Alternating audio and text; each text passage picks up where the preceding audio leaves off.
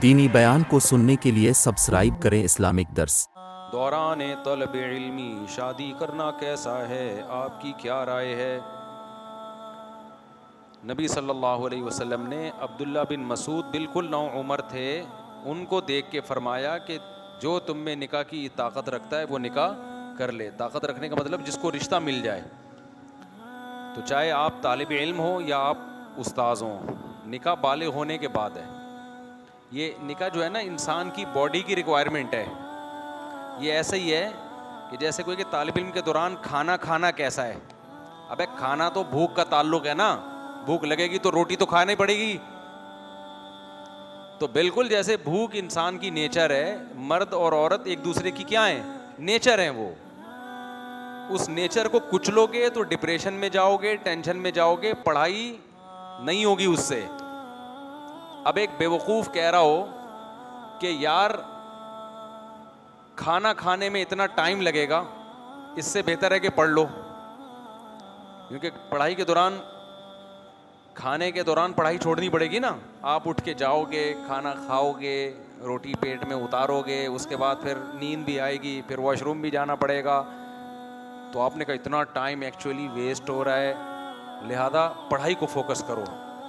तो पढ़ाई को फोकस नहीं करोगे, भूख का एहसास बार बार आपको पढ़ाई से गाफिल करेगा। तो बेहतर है थोड़ा टाइम निकाल के खाना खा के थोड़ी देर नींद कर लो, उठ के फ्रेश हो जाओगे। दोबारा दिल क्या करेगा फिर पढ़ाई में। तो जो लड़के शादी नहीं करते, सिर्फ पढ़ाई को फोकस करते हैं, तो वो आंख मटक्के ज़्यादा कर रहे होते हैं, पढ़ाई कम कर रहे होते हैं। और फिर गर्लफ्रेंड की तरफ जा रहे होते हैं, मोबाइलों पे लगे हुए होते हैं, फिर इंटरनेट पर फुहश फिल्में देख देख के टाइम ज़ाया कर रहे होते हैं, फिर हैंड प्रैक्टिस और पता नहीं क्या क्या गंद भला जो गंद सोसाइटी में चल रहा है। तो पढ़ाई तो वैसे भी नहीं होती। लोग मिसालें देते हैं, नहीं वो फलां इतना नेक आदमी, देखें उसने तो शादी नहीं की और पढ़ के इतना बड़ा साइंसदान बना। वो 100 में 1-2 होते हैं ऐसे। 100 में क्या होते हैं, 1-2 होते हैं जो कुछ अलग ही, बहुत उनको अपनी ख्वाहिशात पे कंट्रोल होता है। और अंग्रेज़ों की तो वैसे ही मिसालें न दें, उनके यहाँ तो बाले होते ही नाइट क्लब शुरू हो जाते हैं। तो या तो आप भी ये कर लो, हलाल हराम का फ़र्क ख़त्म करके नाइट क्लब खोल दो। मैं अपने दोस्त का वाक़या बताता हूँ, मेरा शागिर्द भी है, दोस्त भी है। जर्मनी में पढ़ रहा था, उम्र उसकी 30 साल थी। एक अंग्रेज़ ने उससे पूछा तुम्हारी शादी हो गई है? उसने कहा नहीं भाई, अभी तो एक्चुअली हम क्या कर रहे हैं, स्टडी कर रहे हैं। हम कोई शादियाँ करने के लिए थोड़ी आए हुए हैं, जर्मनी में हम पढ़ने के लिए आए हुए हैं। गोरे ने कहा अच्छा फिर गर्लफ्रेंड होगी तुम्हारी कोई? उसने कहा नहीं, दाढ़ी भी है इस माशाल्लाह लड़के की। अरे भाई पागल हो रहा है कि हम लोग गर्लफ्रेंड में मुसलमान लोग हैं। उसने कहा अच्छा फिर वो कोई लड़कों का शौक होगा? अस्तगफिरुल्लाह, मुझे अच्छा नहीं लग रहा। कह रहे नहीं भाई हम लोग ही नहीं है। कह रहा तू पागल है क्या, तू जिंदा कैसे? अब तक गोरा पूछ रहा है कि तू जिंदा कैसे है भाई, 15 साल हो गए बालिग हुए हुए। गोरे में इतनी सेंस तो है कि भाई ये भी एक बॉडी की रिक्वायरमेंट है, इसको कब तक कुछ लोगे आप? 1 साल 2 साल 3 साल 4 साल 5 साल बॉडी की नीड ना होती फिर कोई मसला नहीं था। नेचर है, ये नेचुरल है। देखो एक नीड वो होती है जो होती नहीं है, आप बना लेते हो। कोई चर्स पीता है, ये बॉडी की नीड थी क्या? लेकिन जब पीते पीते थोड़े दिनों में अब ये क्या बन जाएगी, नीड बन जाएगी। तो ये नेचुरल नहीं है, लिहाजा इसका इलाज है कि छोड़ दो चर्स। एक शख्स नशा करता था, उसने मुझे बताया कि मैंने ऐसे नशा छोड़ा कि 2 महीने के लिए कुंडी लगा के ना, ताला लगा के अपने आप को घर में बंद कर लिया। हत्ता कि जुम्मा भी नहीं पढ़ने जाता था कि कोई नशा ही मिल गया जुम्मे में, दोबारा नशे में ना डाल दे। 2 महीने अपने आप को बंद किया, नशा छूट गया, दोबारा उसकी हाजत नहीं होगी फिर। तो निकाह का ऐसे भी नहीं है कि आपके दिल में जो औरत की रग़बत है, आप 2 महीने के लिए कुंडी लगा के अपने आप को बंद कर लें और बिल्कुल नीट क्लीन, सोचना ही नहीं है। जब 2 महीने बाद निकलोगे, पहले से बड़े एटम बम बने हुए होगे आप। हकीकत है, पहले से ज्यादा तबाही सोसाइटी के लिए। क्योंकि ये नेचुरल है ना, नेचर थोड़ी खत्म हो सकती है। चर्स की आदत चर्स छोड़ने से छूट जाएगी, खाने की आदत खाना छोड़ने से छूटेगी क्या? कम तो हो जाएगी, छूटेगी थोड़ी। वो तो रमजान में जब इफ्तारी में कैसा फोड़ता है, क्योंकि वो इतना। तो ये चरस और ये नशा ये नेचुरल नहीं है, इससे अवॉइड करेंगे, ख़त्म। निकाह की ख्वाहिश ख़त्म नहीं होगी कभी भी, ये तो नेचुरल है, कुदरत ने रखी है और ये नेमत रखी है, औरत में भी मर्द में भी। इसी से नस्ल बढ़ती है, इसी से सोसाइटी वजूद में आती है। तो नेचर से मत लड़ो, हम ये कह रहे हैं आपसे। आप साइंसी तरक्की करो, मगर आप नेचर के खिलाफ चलना शुरू हो जाओ उस तरक्की में, तो ना तरक्की हासिल होगी और ना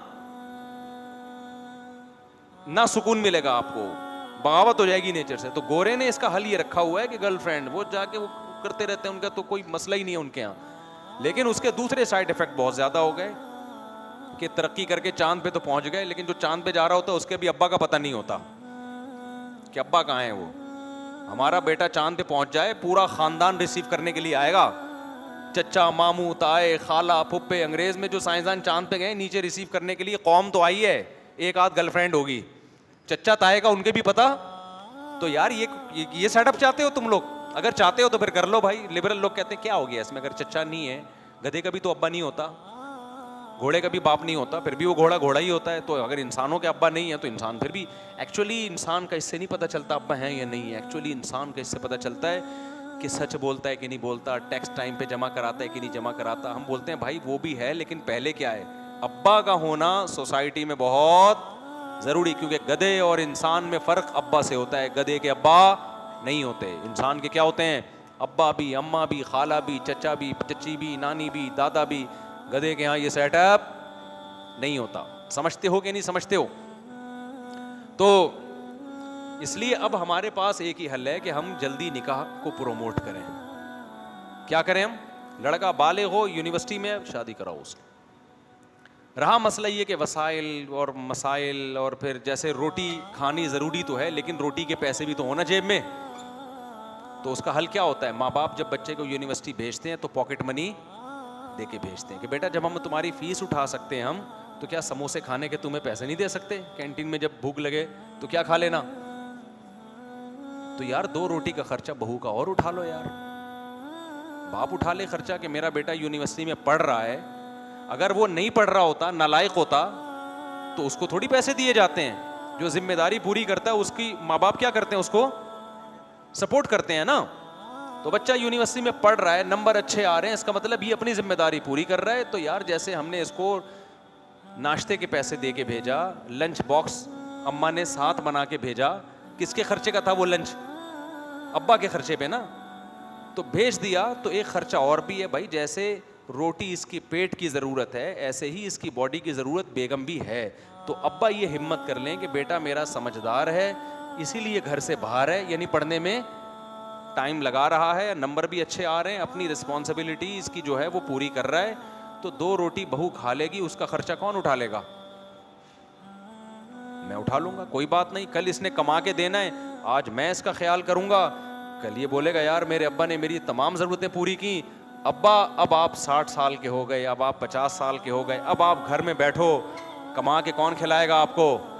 क्योंकि आपने मेरी सारी ज़रूरतें पूरी की हैं। और इस दौरान चूंकि शादी जल्दी हुई थी तो पोते भी जवान होना शुरू हो जाएंगे। तो ये सारा ख़ानदान, पोते पोतियाँ, दामाद, बहुएं मिल के एक अदद अब्बा को बुढ़ापे में, अम्मा को और अब्बा को क्या करेंगे?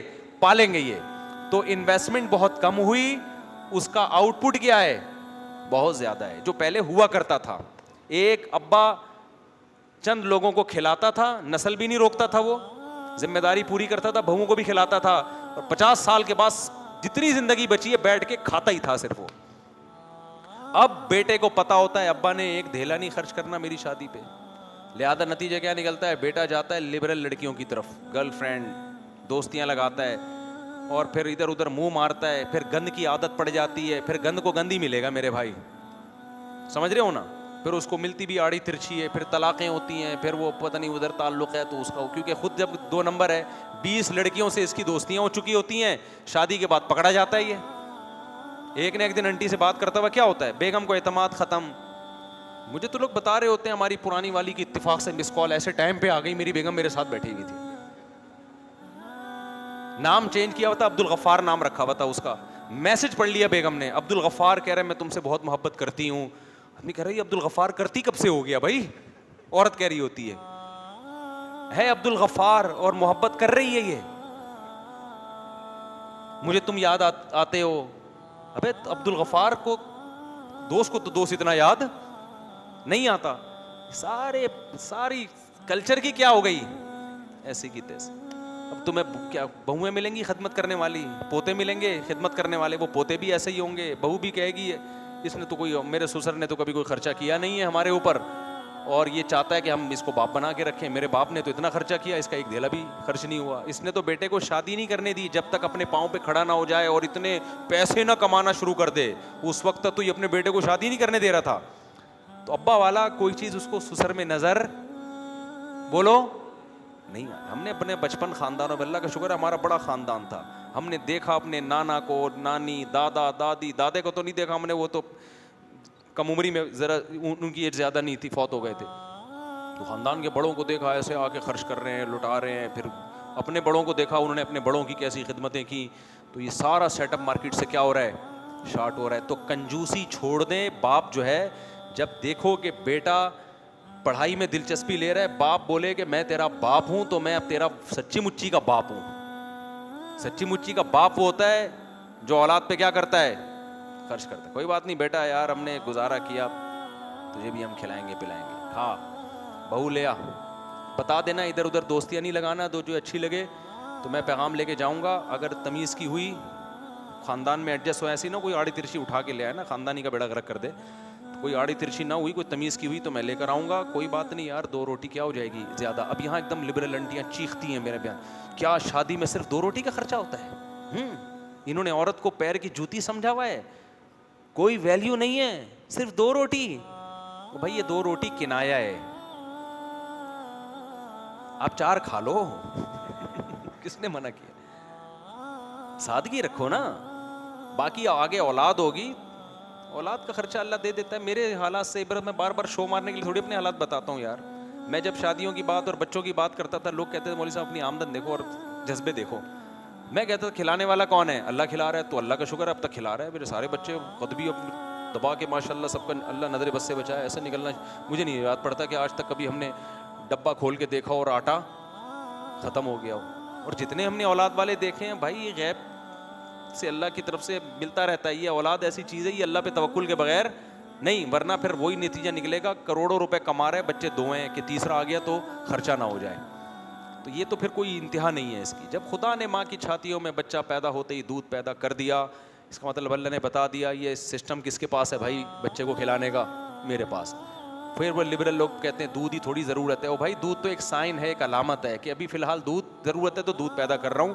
तो ईमान वाले कहते हैं कि इसका मतलब जिस चीज़ की ज़रूरत होगी अल्लाह वो पैदा कर देगा। अगर नहीं कर रहा तो इसका मतलब अल्लाह आपको इसी तरह ही रखना चाहता है। वो एक बच्चे में भी रखेगा, फिर ऐसे फिर वो 6 या 7, 8, 10 बच्चों में नहीं रखेगा गरीब, वो फिर नहीं भी औलाद होगी तो भी गरीब रखेगा फिर आपको। तो इसलिए माँ बाप अपने खर्चे पे अपने जवान बेटों की शादी करा दिया करें।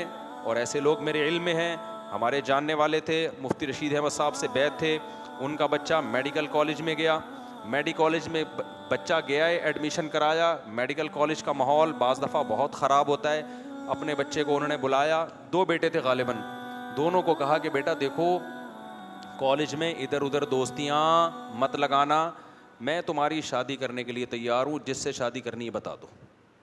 अभी भी जिंदा है वो माशाल्लाह, अल्लाह उनकी उम्र बरकत दे। ये वाक़या 15-20 साल पुराना, उस वक्त इतना माहौल ख़राब भी नहीं था। कोई बात नहीं यार, जो मेडिकल कॉलेज की फीस बच्चे की भर सकता है वो बहू का खर्चा नहीं उठा सकता। वो क्या फ्री में पढ़ रहा है वहां पे मेडिकल कॉलेज में जाके? ये कहते हैं 2 रोटी का खर्चा थोड़ी होता है, और भी खर्चे होते हैं, लेकिन मेडिकल कॉलेज में भी तो ठीक ठाक खर्चा हो रहा है ना। असल में उसका आउटपुट दुनिया में मिलेगा, बच्चा डॉक्टर होके नोट छापेगा, इसका आउटपुट दुनिया में भी मिलता है लेकिन नजर नहीं आता। इसका आउटपुट असल आखिरत में मिलेगा, बच्चा बुराई से बच जाएगा। तो बुराई से बचना तो कोई चीज़ ही नहीं है। माँ बाप कहते हैं तू बुराई कर, हमें इससे कोई गरज, तू बुरा बन जा, पैसे कमा के ले आ। एक आदमी के 3 बच्चे थे, एक डॉक्टर था, एक इंजीनियर था और एक चोर था। तो वो तारुफ करवा रहा है, ये डॉक्टर है, दूसरा ये इंजीनियर है। बंदा खुश हुआ, माशाल्लाह बड़े पढ़े लिखे बच्चे रखे हुए हैं। ये क्या करता है? ये चोर है। अबे तू पढ़ा लिखे ख़ानदान में, ये चोर क्या कर रहा है? कह रहे कमा के यही लाता है, क्या करें, इसलिए मजबूरी में इसको हमने रखा।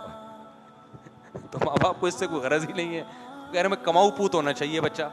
और जो बच्चा घर में पैसे कमा रहा है, जितना भी ख़राब हो ना, जितना भी बदतमीज़ हो, रिस्पेक्ट उसी की होती है। और जो 1-1 घंटे अब्बा के पाँव दबा रहा है, बैठ के पाँव धो धो के पी रहा है, लेकिन बेचारा कमा नहीं पा रहा, वो भी इसे बेगैरत भी है। के से कमीना भी है। कुछ गालियां मैंने भी ईजाद कर ली हैं, देना चाहो तो हालांकि वो कोशिश कर रहा है, कि कोशिश ही ना कर रहा होता तो एक अलग बात होती।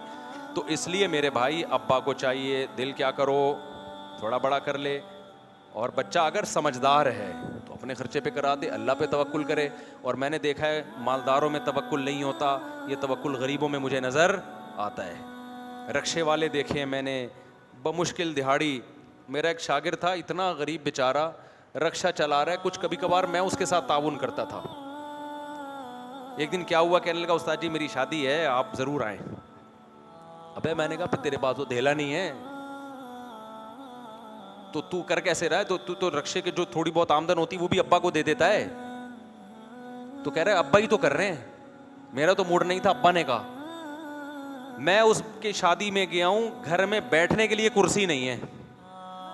मैं चला गया उसकी शादी में बेचारे की, तो मैंने कहा ये गरीब ही अच्छे हैं यार सही है ना। अब्बा कह रहे जहां इतने लोग हैं तो गुजारा हो ही रहा है ना। चलो हाँ जाहिर है वो फिर शादी मजीद गरीबों में करते हैं। अब ऐसा नहीं है कि उन्होंने डिफेंस में कर ली और डिफेंस से कोठी से लाए और बैठने के लिए कुर्सी नहीं है, वो तो भाग जाएगी 1 मिनट में, और भागना भी चाहिए उसको। तो उसने अब दुनिया में ऐसे भी तो गरीब है ना जिसके पास ये तो कम से कम रक्षा तो है ना, ऐसे भी गरीब है जिनके पास रक्षा भी नहीं है, तो उनकी बेटियों से करते हैं। तो जिसमें तवक्कुल होता है वो रुकता नहीं है। अब उनके शादी भी हो गई, औलाद भी हो गई, थोड़ी दिन की टेंशन है, वो औलाद होगी वो भी क्या करेगी, रक्षा चलाएगी। फिर औलादें ज्यादा होती हैं तो घर में आमदन आना शुरू। मैंने बहुत से देखे जिनके बच्चे हैं गरीब थे, जैसे जैसे बच्चे जवान होते गए मालदार नहीं करोड़पति बन गए वो। मैं तो ये वाकयात लिखता नहीं हूँ, लिखूं तो पूरी डायरियां बन जाएं। तो इसलिए ज़र्फ क्या करो। और ऐसे करोड़पति मालदार भी देखे हैं कि जी मैं चूंकि सिर्फ 4 लाख मेरी तनख्वाह है, मेरा अब्बा मेरी शादी नहीं करने दे रहा। कह रहे 4 लाख नहीं, जब तेरी 18 लाख होगी तो फिर सोचेंगे इस बारे में। तो ज़र्फ है, जितना तंग कर लो मेरे भाई तंग होता चला जाता है। इंसान की ना नेचर में फ्लेक्सिबिलिटी है, लचक है। सखी बनेगा तो बनता चला जाएगा, कंजूस बनेगा तो इंसान कभी एक हाल पे नहीं रहता। देखो आप जिम जाओ, वेट उठाते हो उठाते चले जाओगे, बाजू मजबूत होते चले जाएंगे, ऐसा ही है ना। नहीं जाओगे घर में पड़े रहोगे, आहिस्ता आहिस्ता कमजोर। एक हालत पे इंसान कभी भी नहीं रहता। जॉगिंग करोगे करते स्टेमिना बढ़ता चला जाएगा, 1 चक्कर 2 चक्कर 3 चक्कर। नहीं करोगे तो चलने की सलाहियत भी खत्म। इंसान एक हालत पे नहीं रहता। ऐसे ही जो इंसान के अंदर अल्लाह ने क्वालिटीज रखी हैं, सखावत, अल्लाह पे तवक्कुल, बहादुरी, ये चीजें भी एक हालत पे नहीं रहती। अगर फड्डेबाज बनोगे, एक दफा क्या हुआ, एक बंदा पकड़ा गया, उसको पुलिस वालों ने बहुत चित्रौल मारे ना कुछ उगलवाने के लिए। मुझे अपना वाकया सुना रहा था, कह रहा है मैंने नहीं उगला। नहीं, पुलिस वालों ने नहीं, पब्लिक ने मारा उसको। कह रहा है मैंने नहीं उगला। मैंने कहा इतनी मार खाई? कह रहे हमने जेलों में इससे ज्यादा खाई हुई है। तो कह रहे मुझे तो ये जो पब्लिक मार रही थी ना ऐसे लग रहा था जैसे वो नहीं थोड़ा सा कुछ आके बढ़े। मुझे अपना वाकया बता, नहीं किया। कह रहे मुझसे बहुत उगलवाया उन्होंने कि तो कोई कुछ जुर्म कर रहा होगा, कि किसने भेजा? कह रहे हम नहीं। मैंने कहा भाई इतनी मार खा के नहीं उगला? कह रहे ये आपको लग रहा है, इतनी मार आपने खाई नहीं है। कह रहे हमने जेलों में साल गुजारे हैं, 2-2 3-3 साल, तो हमारे लिए ये क्या है। तो देखो उसके अंदर वो बहादुरी बढ़ गई ना, गलत चीज में बढ़ी लेकिन बढ़ तो गई ना। तो इंसान की हालत ये, बहादुर बनता है तो बनता चला जाता है, बुज़दिल बनता है तो बनता चला जाएगा, बुख कंजूस बनता है बनता चला जाएगा, सखी बनता है बनता चला जाएगा। तो ज़र्फ क्या कर लो, थोड़ा सा बड़ा करो, खुद भी जल्दी शादी करो, बेटा बड़ा हो तो। लेकिन मैं बार बार ये कहता हूं कि यकीन हो कि इसमें सलाहियत है, ये अपनी जिम्मेदारी पूरी करेगा। और आपके पास भी गुंजाइश भी हो ना, गुंजाइश भी हो आपके पास बहू को, क्योंकि शरन बहू का खर्चा सुसर पे नहीं है, तो गुंजाइश अगर है तो फिर दिल बड़ा करके क्या करो, उसका निकाह करा दो। अब्दुल्ला बिन अब्बास ने यही किया, सहाबा यही करते थे। बच्चे जब बड़े होते, हाँ तो वो मेडिकल कॉलेज में पढ़ते थे, उन्होंने अपने बच्चों को कहा बेटा आंख मटक्का नहीं करना, हम खानदानी लोग हैं तो शादी करनी है, बता दो। उनके बच्चों ने कहा करनी है, फौरन कह दिया क्या करना है करनी है। अब्बा ने करा दी, खुश हैं माशाल्लाह, बच्चे इतने अच्छे डॉक्टर बने, उनकी दाढ़ियाँ भी हैं, परहेजगार हैं, नमाजी हैं, और डॉक्टर भी बहुत फिर ईमानदार भी हैं। और अगर मेरे भाई वो नहीं करते, थोड़ा सा खर्चा अब्बा बचा लेते, तो ना नेक बहुएँ मिलनी थी, ना आगे नेक औलादें मिलनी थी, बच्चे ठरकी बन जाते थोड़े दिनों में। फिर वो ठरक शादी के बाद भी पूरी, एक दफ़ा जब ठरकी बन गया ना, चस्के लग गए लड़कियों के, तो शादी के बाद भी वो चस्के ख़त्म नहीं होते बहुत से लोगों के। फिर आगे बच्चों को पता चलता अब्बा हमारा 2 नंबर है, आंटियों से पत्नी खाला से क्यों इतनी अब्बा फ्री हो रहे हैं, अम्मी से कभी इतना फ्री हुए नहीं हैं, क्योंकि ठरकी की ठरक फिर फैलती है। तो एक अजीब सा गैर अखलाकी सा निज़ाम वजूद में आता। अब्बा के शुरू के थोड़े पैसे बच जाते, फिर ये भी अब्बा को नहीं कमा के खिलाते। ऐसी औलाद फिर खुद कमा के भी बहुत खिलाती है। यार अब्बा ने हर वक्त हमारी ज़रूरत का ख्याल किया, मेजॉरिटी तो अल्हम्दुलिल्लाह ख्याल करती है, लेकिन मैं बार बार कहता हूँ इसमें यह ज़रूरी है कि बच्चे में क्या हो, बहुत ज़्यादा सलाहियत हो, और सिर्फ ज़बानी नहीं हो, प्रैक्टिकली करके दिखा रहा हो, नंबर अच्छे आ रहे हों। क्योंकि अगर ऐसा नहीं है ना, अपनी जिम्मेदारी अमली दावे ना कर रहा हो कि अब्बा आप मेरी शादी कर दें, मैं A+ 95+ तो आएंगे मेरे इंशाल्लाह, आप देखिएगा। तो ना भाई, तू 95+ ला के दिखा दे, A1 ग्रेड से पास होके दिखा दे, मैं तेरी उसी दिन तेरी बात तय कर दूंगा। अमल करके दिखाए, जबानी दावों पे कभी भी मत जाया करो, क्योंकि ऐसे केसेस हुए हैं। मैंने अब्बा को मना किया इस कमबख्त की शादी मत करो, वो कह रहे हैं आप कह रहे हो मत करो, मैं कह रहा हूं मुझे पता है ये किसी काम कहा नहीं रहे हो। तो ऐसे भी वाकयात हैं, अब्बा ने फिर भी कर दी। उसके बाद उसने कहा एक ही गम था कि शादी नहीं हो रही, इस चक्कर में कमाएंगे। अब वो गम अब्बा ने पूरा कर दिया। अब वो पोस्तियों की तरह पड़े हुए होते हैं और बच्चे मेरे बयान सुन के स्पीड से पैदा हो रहे हैं। कमाने के बारे में हमारा बयान उसने गौर से नहीं सुना होता, पढ़ाई के बारे में बयान गौर से सुना नहीं होता, शादियों के बारे में और बच्चों की स्पीड के बारे में बार बार रिपीट करके सुना होता है। तो ना वो पढ़ाई को फोकस कर रहा है, ना वो कमाई को फोकस कर रहा है, वो फोकस कर रहा है शादियों को और बच्चों की स्पीड को। और अब्बा की टेंशन क्या हो रही है, अब्बा कह रहा है मैंने तुझे भी पाल पोस के बड़ा किया, अपनी बेगम को भी पाला पोसा, अब कमबख्त तेरे बच्चों को भी मैं पालूंगा, बहू को भी मैं पालूंगा, मुझे कौन पालेगा? समझ रहे हो कि नहीं समझ रहे? तो मुझे कौन पालेगा? तो ऐसे नालायक बच्चों के साथ ये हरकत कभी भी ना करें, उसमें उसके साइड इफेक्ट ज्यादा हैं। तो जो समझदार है उसको खुद करा दिया करें अपने खर्चे पे, इससे इंशाल्लाह फायदा ही होगा। अल्लाह पे तवक्कुल करो, एतमाद करो। और फायदा नहीं भी हुआ यार, बच्चा नहीं एहसान माना, नालायक हो गया, आपका ज़मीर मुतमईन होगा यार मैंने अपनी औलाद की सारी जिम्मेदारियां पूरी की हैं, क़यामत के दिन मैं क्या हूँगा, सुर्ख लूँगा। अल्लाह मेरी जो जिम्मेदारियां थी पूरी कर दी मैंने, अब ये एहसान का बदला देंगे तो इनका फ़ायदा है, नहीं देंगे तो इन्हीं का नुकसान है। औलाद जो माँ बाप की खिदमत करती है, माँ बाप को इतना फ़ायदा नहीं होता जितना औलाद को होता है। मैंने जिसको भी देखा माँ बाप की खिदमत की ना, आखिरत तो बाद में अल्लाह लाजमी दुनिया में भी नवाजता है उसको। मैंने कोई ऐसा नहीं देखा माँ बाप की खिदमत की और दुनिया ख़राब हो गई है उसकी। अच्छा भाई दौरान तालीमी हो गया जवाब, तो तालीम के दौरान शादी करनी चाहिए, लेकिन अपनी ज़िम्मेदारी पूरी हो रही हो। और अगर अब्बा नहीं कर रहे ना तो फिर उसका तरीका है साइड में कोई बिज़नेस शुरू कर दो। गोरे ऐसा ही करते हैं, वो शादी के लिए नहीं कर रहे होते, पढ़ाई की फ़ीसें निकालने के लिए कर रहे होते हैं। तो बहुत लोग यूरोप जाके पाकिस्तानी ऐसा कर रहे होते हैं, सुबह पढ़ रहे होते हैं, शाम को कहीं जॉब कर रहे होते हैं कि यार पढ़ाई की फ़ीस हम अदा करें। मैंने बहुत यूरोप में, इटली में, जर्मनी में बहुत लोग देखे हैं। तो जब आप यहाँ पढ़ रहे हो तो आप साइड में कोई बिजनेस कर लो कि यार मैं एक अदद बेगम को क्या कर लूँगा, पाल लूँगा। शुरू में टेंशनें होंगी, लेकिन ये टेंशनें आइंदा के लिए आपको बड़ी टेंशनों से बचा लेंगे। फिर अगर अब्बा आपको रोकते हैं कि नहीं तुझे तेरे खर्चे पे भी नहीं करनी, फिर अब्बा की बात मानना लाजिम नहीं है, फिर नहीं मानो। बोला अब्बा मैं अपने खर्चे पे कर रहा हूँ, जैसे आपके अब्बा ने आपको मेरा अब्बा बनने से नहीं रोका, तो आप भी मुझे किसी और का अब्बा बनने से नहीं रोक सकते। अब्बा बनना हर एक का राइट है। अब्बा कहेंगे मैं तुझे अब्बा बनने से नहीं रोक रहा, मैं कह रहा हूं अभी मत बन, तो आप कहें अब्बा ऐसा अब्बा कहां से लब्बा, ठीक है। अभी बनने तो बुढ़ापे में अब्बा बन के क्या मिलेगा भाई, मुझे दादा बनना है 40 साल की उम्र में, ये बोले अब्बा को मुझे क्या बनना है, दादा बनना है। जी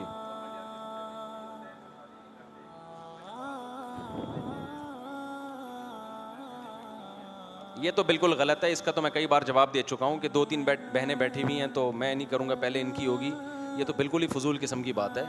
आपकी बहनें इसलिए बैठी हुई हैं कि कोई और इसलिए नहीं कर रहा शादी, इसलिए कि उसकी बहनें बैठी हुई हैं। तो अपनी बहनों के चक्कर में दूसरों की बहनों का बेड़ा गर्क करो और वो अपनी बहनों के चक्कर में आपकी बहनों का बेड़ा, तो पागलपना है। जिसकी शादी हो रही है निपटाओ।